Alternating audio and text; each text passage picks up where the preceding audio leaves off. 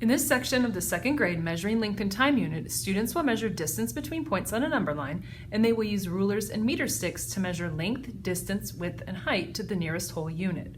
Students will also solve addition and subtraction problems involving metric measurements. Materials include unit cubes, base 10 longs, measuring length number line, the unit cube ruler template, centimeter ruler template, colored pencils or crayons, measuring tapes, standard metric rulers, and meter sticks. Students will measure length using concrete objects on a number line prior to measuring with rulers or meter sticks. Students will use unit cubes, which each have a length of 1 centimeter, and base 10 longs, which each have a length of 1 decimeter, to measure the distance between points on a number line. A common misconception when measuring distance on a number line is to count the tick marks rather than the space between the tick marks. To determine the length between the circle and the square, unit cubes should be placed on a number line between the points. Next, the unit cubes should be counted. There are 3 unit cubes on the number line, so the length between the shapes is 3 centimeters. Base 10 longs can also be used to measure distances in decimeters. For example, the distance between the circle and the heart is 1 decimeter. In this lesson, students will create a ruler using unit cubes, make a connection to a ruler with centimeters, and use these tools to measure objects. Students have been using unit cubes as concrete models for centimeters. Students will use unit cubes to create a ruler. Students should place unit cubes on the unit cube ruler template. Once these unit cubes have been laid out end to end, remove them and shade the first 10 units one color and the next 10 units another color. This shading will be helpful in an upcoming lesson when students explore measuring with centimeter rulers and meter sticks. Finally, students should label the units at the end of each unit cube. After creating the unit cube ruler, students should practice measuring the length, width, height, and height of relatively short objects or images. Students will also be introduced to a centimeter ruler. This ruler has 20 centimeters labeled, but does not have any of the tick marks between the whole centimeter units that are found on standard rulers. Students should measure the length, width, and height of the same objects or images they measured before. Students should come to the conclusion that while the unit cubes may have been one tool used to measure objects or images, the centimeter ruler is an even more efficient measuring tool because it is easier to manipulate a centimeter ruler than a collection of unit cubes when measuring. Students were previously introduced to a centimeter ruler labeled with only centimeter units. In this lesson, students will measure using a standard ruler and a measuring tape. Students should notice some similarities between a standard ruler and a centimeter ruler that they used in a previous lesson. Both have at least 20 centimeters, both can be used to measure length, width, and height, both have tick marks.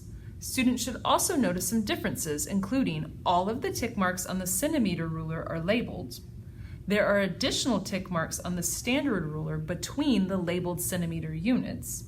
The 0 on the centimeter ruler is labeled, but the 0 may not be labeled on the standard ruler. Students are expected to measure to the nearest whole centimeter.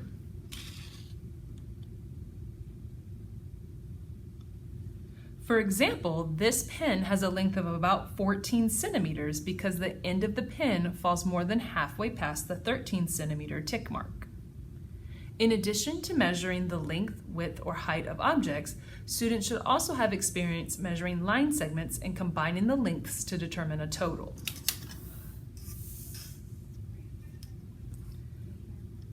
This first line segment has a length of about 5 centimeters. The next line segment has a length of about 7 centimeters. The last line segment has a length of about 8 centimeters. 5 plus 7 plus 8 equals about 20 centimeters. In a previous lesson, students used string to measure a curved path. Measuring tapes are another tool that can be used to measure curved paths. After displaying a measuring tape, ask students what they have noticed.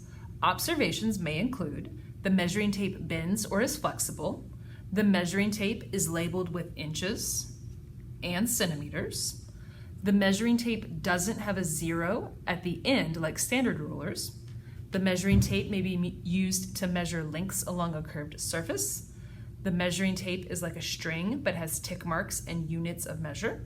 The measuring tape can be used to measure length, distance, width, and height. Students should have the opportunity to use measuring tapes to measure curved surfaces. To measure this water bottle, align the end of the measuring tape to a starting point and bend the measuring tape around the water bottle.